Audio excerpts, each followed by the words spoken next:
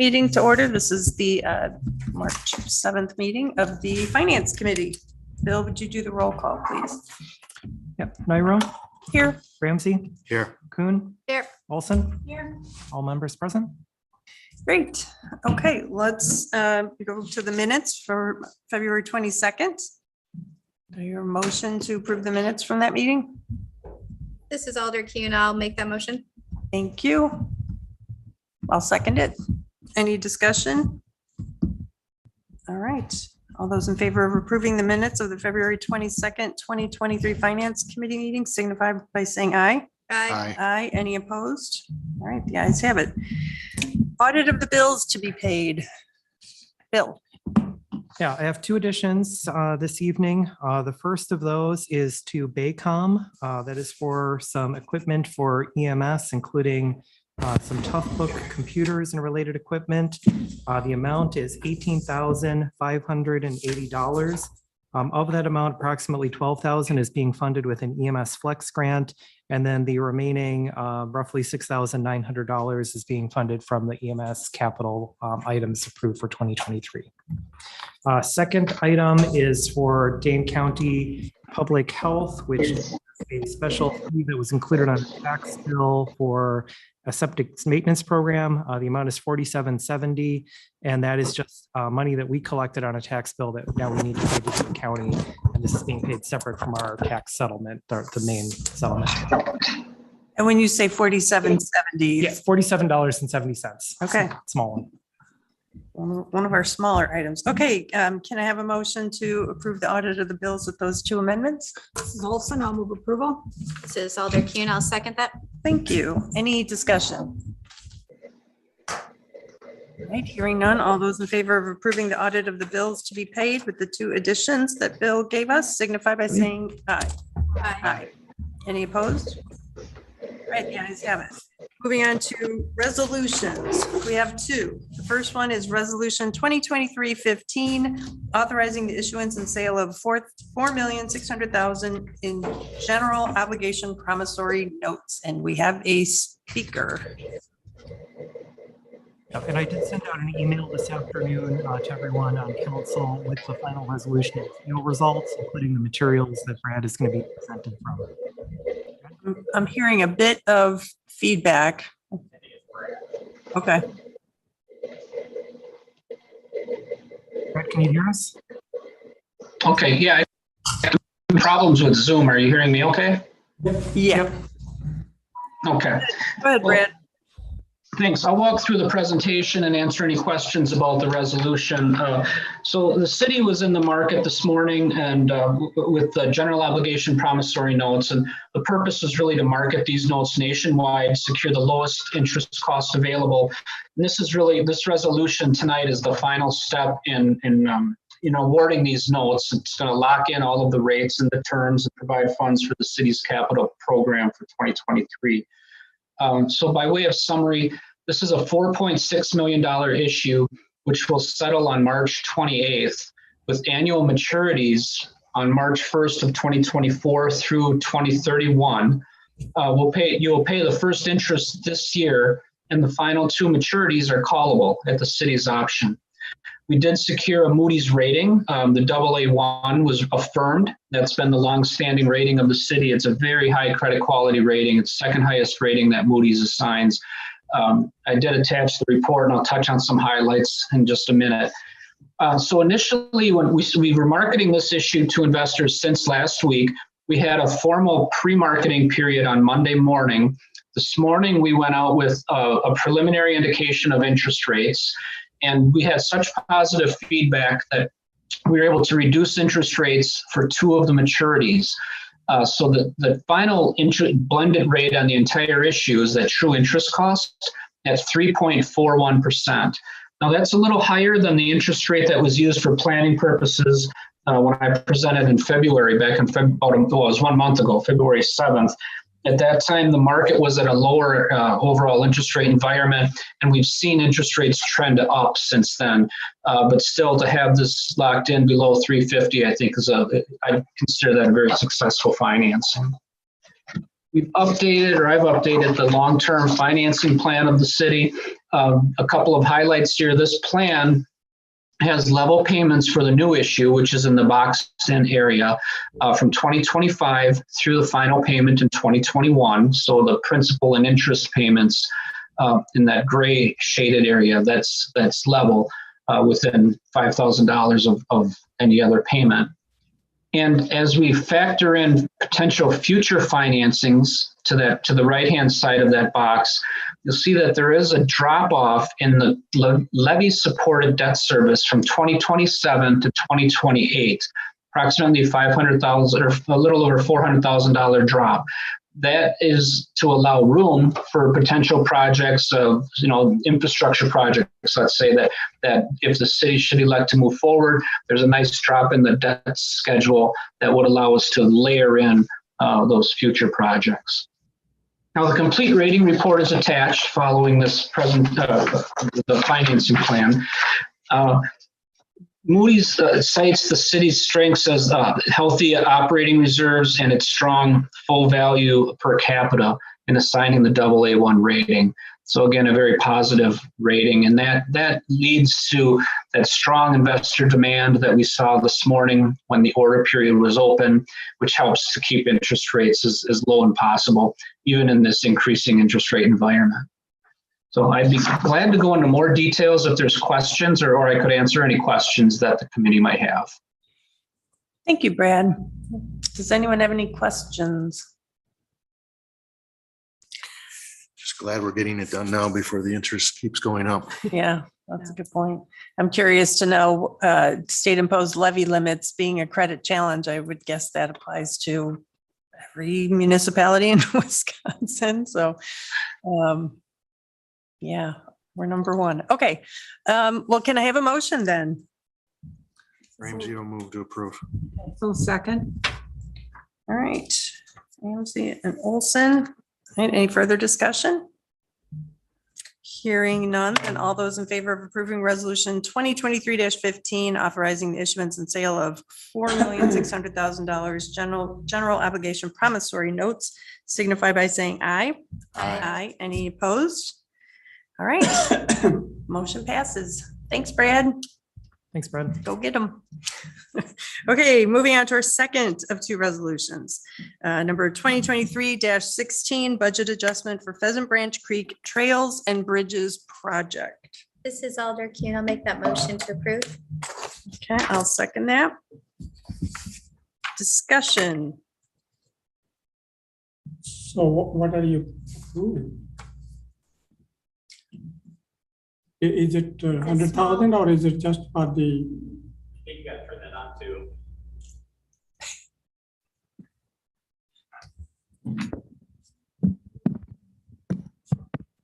It's purely up to you what you want to approve, as always. So I am Thank you not for to speak to it. clarifying. I liked the small increase to complete the action and then creating the contingency. And I believe that was the 100,000. Is that Yeah, correct? so that's all we have there and you want to put all of that here now, so. Well, I think with costs going up, that there may be a little bit more, and I don't want them having to run over for $15. Well, just to provide some context, the only reason there's any unallocated capital project funding is because we didn't put it all into the vehicle replacement fund when we were asked last month. I'm kind of wishing I had persisted in trying to keep everything in unallocated status instead of putting the 186,000 into the vehicle replacement fund, because here we are in early March and we already have a need for that $100,000. I think when it comes to making sure our load bearing structures can bear the load, I'm in favor of this $100,000 allocation. I would ask, why not go with option 2, which was the more expensive of the two? And it wasn't significantly more expensive. It wasn't like double the amount. So I'm just curious, why not go with option 2? Honestly, I was leaning more towards that one as well. But when I look at the fact that we haven't done any of the paving portion of the project yet, and knowing that there's a potential for that to be wonky in terms of funding, I would rather have the extra $9,000 extra contingency for the project than to use that for $9,000 worth of additional bridge railing. Essentially, the bridge railing, the design is the same between option 1 or option 2. It's just beefier materials for option 2. So instead of 4x4 posts for the uprights, it goes to a 6x6 post. So that's the only difference between the two designs. And if we run into the certain situation where the railings are blown out in another 5 or 10 years, and I walk out the door because I'm not going to deal with a rebuild again, there isn't anything to say that even if we went with option 2, that there could potentially be another standard or something at that point anyway. So we're not gaining any additional security by going with option number 2. So I would purely with having additional funds for extra contingency. Okay, so if I'm understanding, option number 2 wouldn't make people safer. It would make the structures last longer. It's a beefier material. Okay. Is really what it comes down to for that. Honestly, the railings that were originally on there worked. You know, they weren't unsafe. It's just that they didn't meet a current standard that we're at. So, Good question. well, what about the railing there now? You remember? Excuse me. I mean, why didn't we know about this before? We didn't because we didn't run those existing railings past a structural engineer. When we went with the design one, we made the assumption that since they were railings on those bridges, that they were fine. They were.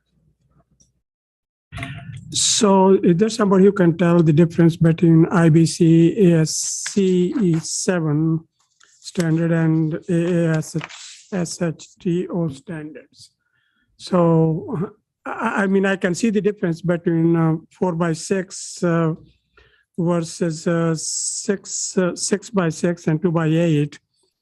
So then you've also got toys 2x8. So you or Eric or from somebody from MSA can tell more about it. Otherwise, I think if it will be in the long run, better to spend $8,000 or more now than you would want to do it, then I would agree with Lisa. But I guess you need to know the pros and cons of it. So I went through this and spent quite a bit of time on it. But well, I'm not an expert in this field. So is there somebody who can highlight a little bit more, maybe at the city council meeting? Not between now and 10 minutes from now. To get some furnaces and talk to this. I did talk with Sean Stowski downstairs, and he basically said too that yeah, 1 or 2 just as MSA wrote in that memo, 1 or 2 are fine. Either one will work. It's just what standard we want to touch. And as the memo stated, if we were to build brand new bridges, then we would go with the ASHTO standard, which is the option number 2. This is a retrofit, so we can go with the option number 1. And so it really comes down to, in my mind, what do we want to have that money for? We want to have almost 60% of that 100,000 go towards railings, and then we kind of roll the dice, if you will, when everything else in this project goes as planned. And we don't need that extra money. Or we go with that lesser amount, and then we have that extra for the contingency. So would it make any difference, for example, if there were 2018 floods, 1 versus 2? In that flood, I'd be hard pressed to think that even number 2 would have survived. Okay, all right. Thank you. That's pretty bad. Yeah. Exactly. And Mayor, I see your point about, I mean, this is why I asked the question about option number 2. My primary concern is, are the bridges going to be safe for people and, bikes and pets and everything crossing them? And it sounds like they are. So then I wonder, I know if it were double the cost, I'd say, yeah, let's go with option 1. But I kind of feel like for the extra $9,000, if we can buy some additional life for these railings and you all might need another 9,000 in contingency in the future, we do still have some unallocated ARPA funds that could go to this one-time project. How do the other members feel about leaning towards option one, recognizing it's going to cut into the contingency that would come out of this 100,000? Is there a proven lifespan, extending the life of that? How, are you just kind of a guesstimate of how long you think they would last, how much longer they would last, or you just? I don't think they're gonna last any longer because it's still treated lumber one way or the other. Right. It's just more along the lines of what kind of impact, yeah, it's gonna withstand. It's just bigger. Yep, Okay. It's not gonna last any longer. exactly. Okay. And in terms of safety, again, this is gonna be more substantial than the railings that were on there. And the railings that were on there held everybody in place for the last, decade that those bridges were in there. So.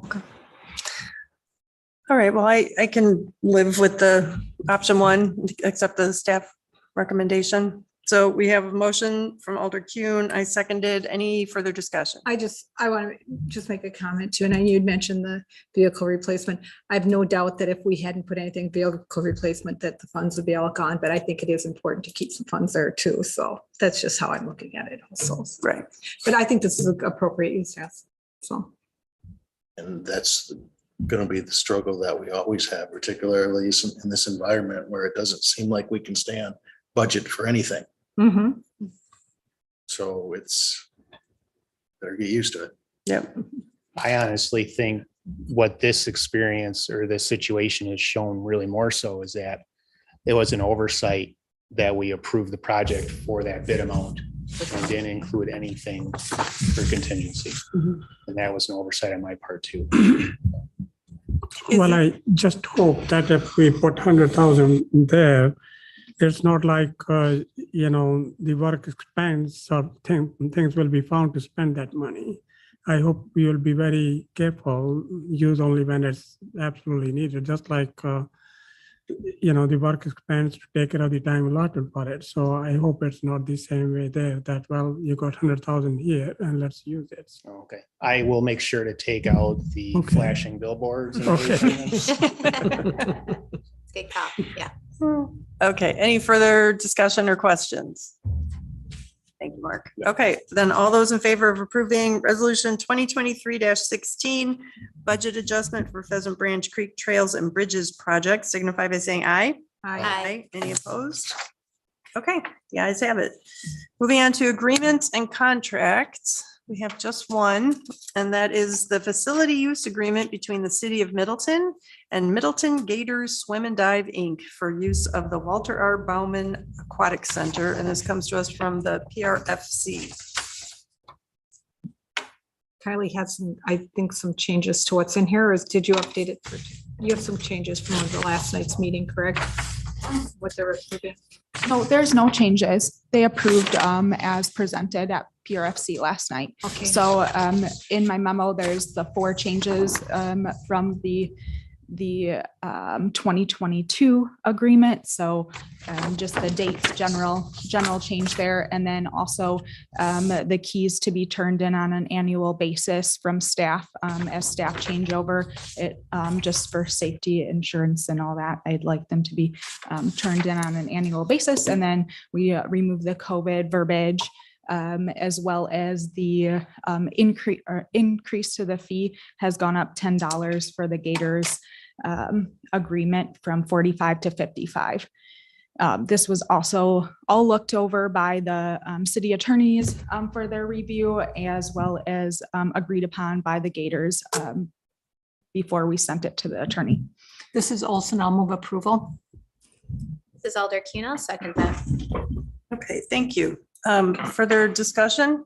Is 55 kind of a common number throughout different swim groups in different pools? I mean, everybody Yeah, competitive? I have been taking a look really closely at that. We all in Dane County share all of our fees and wages and all that information. So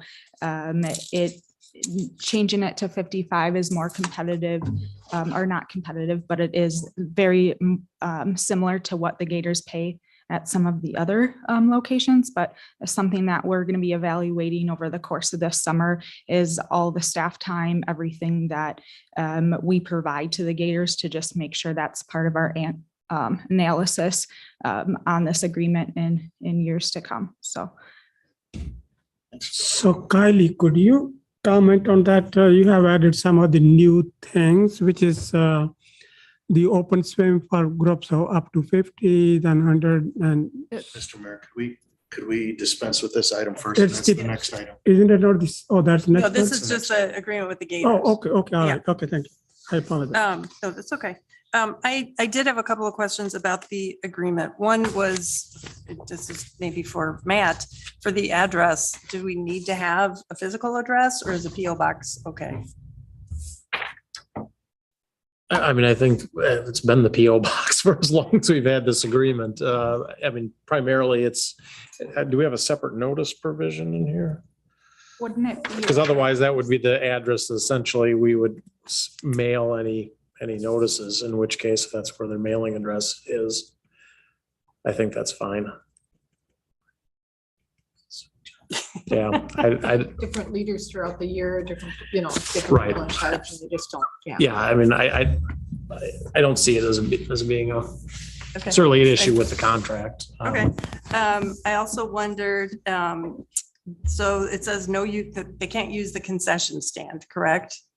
That's correct. So Don't we make money on the concession stand? I was thinking like if we staffed it, wouldn't we? yeah, that'll be a part of discussions with the Gators. The Gators aren't allowed to utilize the concession stand. We have the license for that facility, and we carry all liability for it. In what we vend out to the public as they come in, but we'll be looking at concession operations for their swim meets. Right now, I am aware that they have concession operations on deck as a volunteer service for their meets. So. Okay. Also in section C1, where did it go? We found it. C1F, it's under practices. It says, no amplified music shall be permitted during swim or dive team practices unless the proper City of Middleton amplified sound permit has been secured. That makes sense. Content of amplified sound should value diversity and respect for others. And content that promotes hatred, intolerance, discrimination, or violence will not be permitted. I get the second half of that sentence, but I'm not sure why it alludes to amplifying content that needs to value diversity and respect for others. How would we possibly police that? Good question. That was in the agreement. The original for- agreement. In the agreement the previous year. I did take a look at that, and I did question it a little bit myself, because I don't know how, like, our staff that we have out there, 15-year-olds and that are not, I'm not sure how they police the amplified sound, but that can be. Yeah, I'm not sure when that language first appeared in this agreement. I raised the same question, but I figured it made somebody feel good about it. So. Well, I would know, recommend taking out that particular line. Like I said, I'm fine with the, needing a sound permit. That makes sense. And not allowing content that promotes hatred. If it's going to lead to lengthy negotiations, I would say, can you just flag that for next year to? Yeah, and that I do have it noted for something that I'd like to look at in the future years, because I want it to reflect our sound ordinance if we have, or like anything with our amplified music ordinance that we have for the city. Okay, moving on with a couple more questions. What about charging a deposit for the keys? Because I'm guessing from the note in your, this is one of the 4 things in your memo. So it made it sound like maybe it's been difficult to get the keys back. No, I don't think, I guess I'm not aware of anything that for getting keys back at the end of the season. I think it's as long as that's communicated, I don't see any issues with that. Okay. but we can address it if something does come up. So Yeah, I just know when I have a deposit waiting for me, I will make sure I return something. with a larger partnership, I think they're good.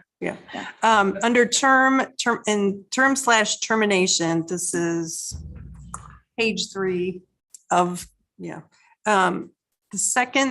third sentence says, city shall notify licensee of staff recommendation of any pool rental increases for the next budget year and inform swim team president of dates of meetings, blah, blah, blah. So assuming this is just the same language we've always had, were they notified last year that the rate would be going up?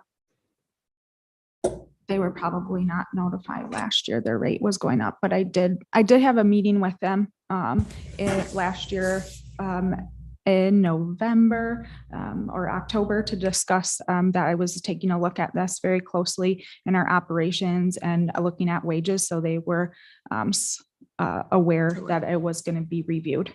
And do you think it's feasible for you, like this budget or later this year, say in August or September, to know what the fee increase should be for next year? I would say that we definitely can take a look at that in August and have a pretty good understanding because their season does end in July. So by the end of August, we should have a good idea of how many lifeguard staff and time and all of that. Okay, because I would be amenable to changing this wording to give you more flexibility as to when you need to let them know. I mean, it's obviously you've talked to them and they're okay with the fee increase, but that language in there might be. Yeah, giving you more time to make a decision. And then finally, insurance. We do have a copy of their insurance policy. At the time of signing, we'll get a copy of their COI. Okay. That's all I had. Any other questions? Okay, thank you. Hearing no other questions, all those in favor of approving the facility use agreement between the city of Middleton and Middleton Gators Swim and Dive Inc. for use of the Walter R. Bauman Aquatic Center signify by saying aye. Aye. Any opposed? All right, the ayes have it. Moving on to miscellaneous. We have 2 items. First one is the 2023 proposed fee schedule for the Middleton Aquatic Center. And this comes to us from PRFC. And Kylie, I'll ask you to give us a little intro to this. Yes, so a few updates for that fee schedule based off of the PRFC meeting approval last night. The fee for the 10 punch pass needs to reflect or be updated to 50 instead of 55 because it was supposed to be a discount. So to get a punch pass, so that would be 50 recommended. And then also we removed all the water park rental fees as they want to take a look at the policy and the rental policy and structure of that before they would approve fees for it, which makes good sense. So Bill, if you could go back to the table. So you're saying that everything under water park rental for 2023, we're striking that for now? Yep. And that will be, it can potentially come back when we take a look at a water park rental policy and application and structure with that. So, but as far as the water park fees and why they're coming forward tonight is we're taking a look at the budget for this upcoming year and the fee schedule that I'm proposing will help meet the budgeted amount for revenue better. Taking a look back in 2021 for the revenue that was budgeted, we were not hitting that goal in 2021. So I'd like to better meet the budget that we have for 2023. And then just taking a look at all of our revenues and expenses for that facility and operations. We definitely are increasing our operational cost with the wages for the lifeguard staff and management staff. And then just coming into future years, we will be looking at requesting to raise the wage from $10 for guest services to $12 or trying to increase that incrementally as well. And so our operational cost is looking to increase not only this year, but in future years. So we do need to look at a way that we're coming back to cover that cost. Right now, what is budgeted, it is around 70% that we're covering costs for operations. And then with the wages that are proposed for this year, in addition to that fee increase, it's going to be 64% without the fee increase. And oh, I'm not explaining that right. I'm sorry. Without the fee increase, we are looking at, I'm getting messed up right now, but Take your time. yeah, let me look at this. So with the fee being increased, the fees being increased, and with the wage increase, we're looking at covering 65%. But if we don't increase the fees, we're looking at covering the cost up to 60%. So I'm trying to take a look at that operational cost of how we can cover it best. And that's really what I'm concerned about as we make it sustainable in the future. Discussion, questions? Mayor, I know you had some questions. Yeah, I had a question that you have those, where you're charging $200 per hour. So this was, how were we handling that in the past? We didn't do it, or they were just, or is this something which you thought of doing now? The water park rentals aren't going to be recommended for tonight. That will be coming back for the water park rentals, but that's something I've done at previous facilities. There's a lot of facilities around that do offer water park rentals. I think for this upcoming season, we will take a look at preparing and evaluating those a little bit further for maybe the 2024 season. No, but you do have that. Well, she explained they're on there right now, but Oh, okay, but you're not PRFC implementing it. yeah, the PRFC recommended holding off on those for now. Oh, okay, so they're just, okay, all right. You have to Thank work out all the policies and Mhm. how it's going to work out before you can decide what the fees are. Okay. going to be. Thank you. We lost our fee table. Yeah, sorry. I'm working That's on okay. getting it back. Kylie, there was nothing with these, I was just trying to think the PRC, these per hour rates, there was nothing with that with the Gators, or was there something that the Gators sometimes want to rent the pool? Yes, so that's originally where I kind of came from with this, is just that the Gators use the pool outside of their agreement on a few days for 4 hours, which requires our staffing for 4 hours and so a total of 8 hours, and it's not within the agreement. So I was looking to address that in some capacity. I think that we can potentially add it onto their agreement in the future and have those discussions to get it better prepared for you guys to approve. So yeah, that's where I was thinking Yeah. that there was something going to be changed in the Gator agreement. They Oh, said that yeah. maybe it would be embedded in that agreement eventually. So Yeah. that makes sense. Thank you for doing this. I really appreciate it. And I think this is a good idea. So. I have some questions and comments. First of all, thank you for putting this all together, and thank you for responding to the questions that I had emailed you. When does a final decision on this need to be made? And I ask that because I have some real concerns about raising the fees just in general, because we just raised them in 2022. They went up 25% on one of the passes and for a daily pass. And we also raised taxes on our residents in 2022. So I'm sensitive to public reaction to this.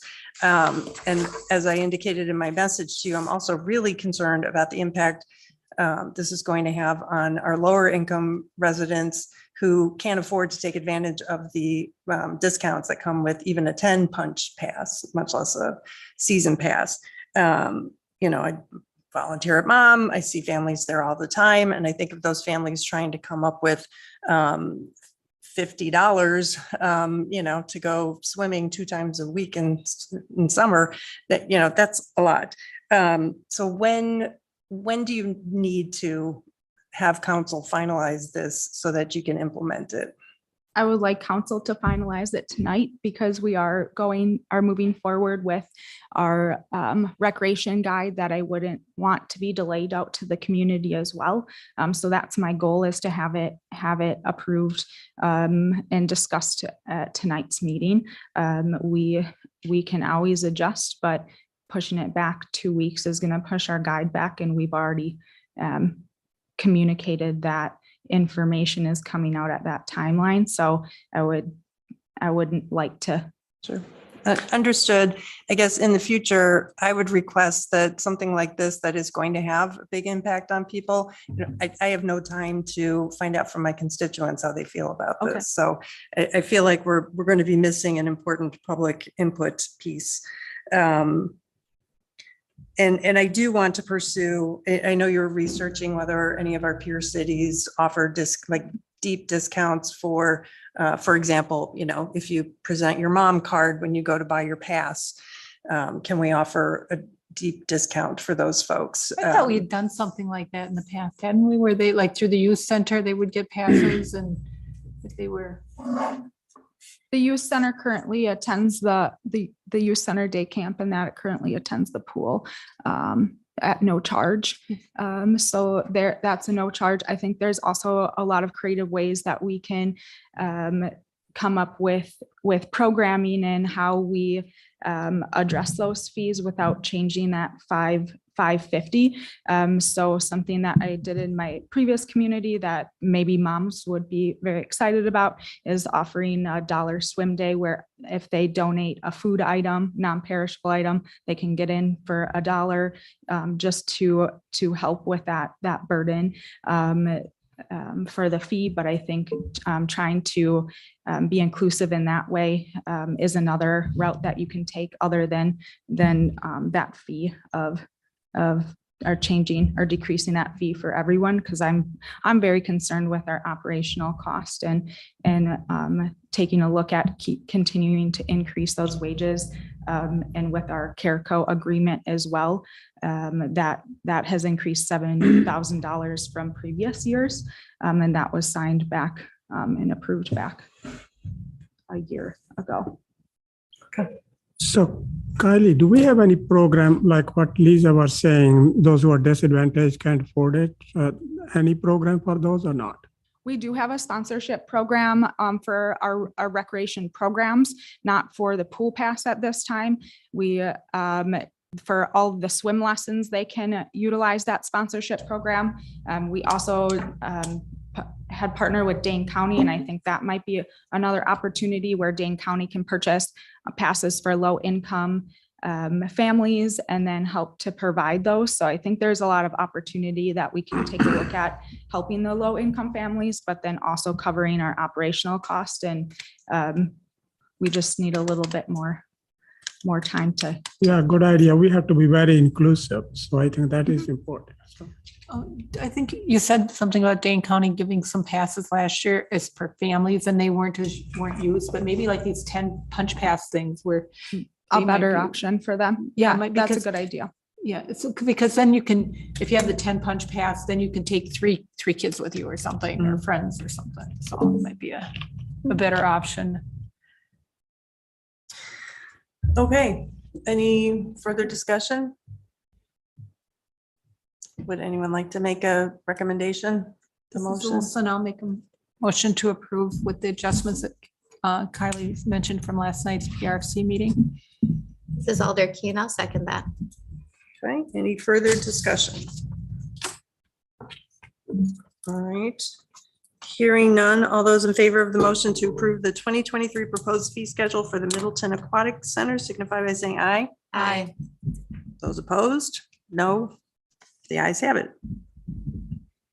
I look forward to your recommendations for the pool rental. I think that's an excellent idea. I also think that that's a way that we can get some of our lower income neighbors to be able to have an opportunity, because those can be sponsored by people in the community. I also know that the youth center, at least at one time, had a like a scholarship fund that people donated to, so that the kids that were part of the youth center could use the pool. So that's a really good idea. I like that idea. I look forward to seeing your recommendations for putting that in place. Yep. Yeah, I like the $1 a day thing. Yeah. So that would be good. Okay, moving on to our second miscellaneous item. That is the request to utilize 2023 vehicle replacement plan funds to purchase a zero-turn mower as an addition to the fleet. This too comes to us from PRFC. Kylie. Yes, so we are looking at utilizing the funds that were approved for the 2023 fleet program. That was $25,000 that we're looking to purchase a zero-turn mower for this year and not move forward with the trade-in. So we would keep our current zero-turn and increase our fleet to 2 zero-turns. And then in turn, the budget in 2024, we would look at increasing our fleet budget by 25,000 to move forward with that trade-in of our current zero-turn. So that request is coming due to an increase in our full-time seasonal staff and having equipment that will continue to make our operations sufficient for the Parks Department. Kylie, I thought last night the motion was for next year to potentially look at the EV model also. Was part of not just $25,000 next year, but to also be looking at the EV model of it. Yes, and so the Yeah, up to, it could be more than 41,000, but it could, but not just. they recommended for staff, so PRFC Not EV, recommend- but electric model, yeah. The PRF staff did recommend to look into an electric option for the zero-turn mower to when we come to the request for the 2024 budget, that would be an option that would be brought up or just further looked into, and funding sources for that as well. And we discussed just those differences in the zero-turn technology between the gas and electric equivalent. And that was just brought up as far as the staff did test out a zero-turn electric option in August of last year. And so they did spend 2 days testing that piece of equipment and came up with a lot of shortfalls. That's why staff and the PRFC did not recommend it. And just some of those shortfalls that were provided were the cost. So the cost of the electric equivalent is about $20,000 higher with the upfront cost is. And then just for efficiency with the equipment, the battery lasts at the max 4 hours. It was a little under 4 hours. So in a 9-hour day, they're going to need to change that battery out at least 3 times. And just that efficiency of going back and forth to the shop to do that is something that we're concerned about.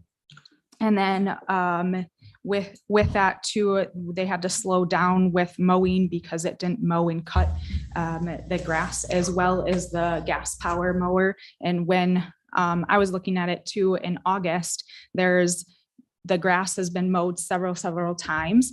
And in the spring season with mowing, that grass is heavy and wet and bulky, and mowing over that with a zero-turn mower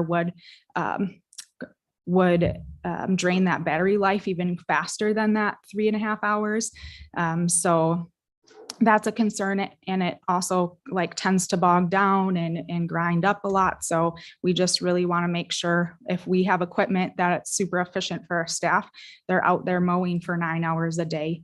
And we just identified that there was a lot of limitations with that, but not to say that it isn't doable and electric isn't a good option. It just isn't there with technology yet to be super comparable, the two apples to apples. So for that, there was also a few other concerns with the parts of getting the parts in, if anything did happen, and not having availability of that really quick to make that operational again.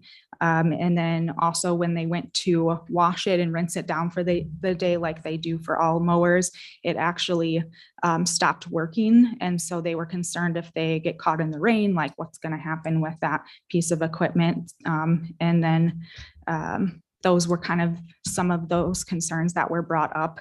And that was the decision. Kylie, I appreciate you relaying what your staff is telling you, but I have to say, first of all, how do the life cycle costs of electric and the gas one compare? For the life cycle cost, that it wasn't, I did talk to and follow up with Kelly, and they don't have that estimation to provide for our entire fleet, was what I was told. It's not all the way compiled to. So we provide don't all- know how the two compare life cycle wise, because last year we did have to devote $67,000 of our contingency to fuel because the fuel went over. And then also it's one mower, right? It's one data point.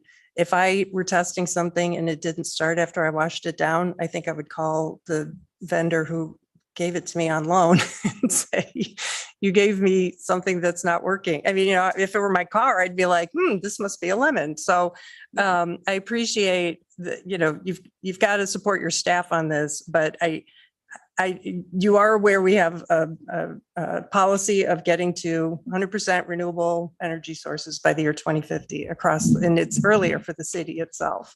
So that's one of my biggest concerns. And I would love to see next year's purchase be an EV, even if it means that the staff are going to have to revisit the way they do things. I mean, that's just how it is. If anybody who drives an electric car knows it's 90% the same, but some things are different.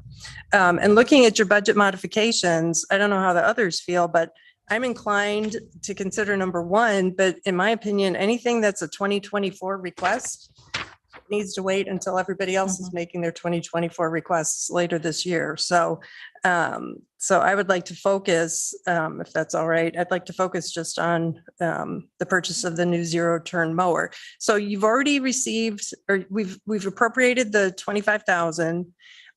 So it seems to me that if you don't trade in the current one, it's just $3,000 is the difference in the budget, right? Because we were expecting $3,000 for the sale of the mower. Yeah, approximately. Yep. Approximately, yeah. So the new purchase isn't going to exceed the budgeted 25K. The new mower is quoted out at 22,000, 21, it's almost 22,000. So Okay. without the trade-in. Well, I'm disappointed that we wouldn't be considering EV next year. There will be, actually, there might even be some this year, but not until later.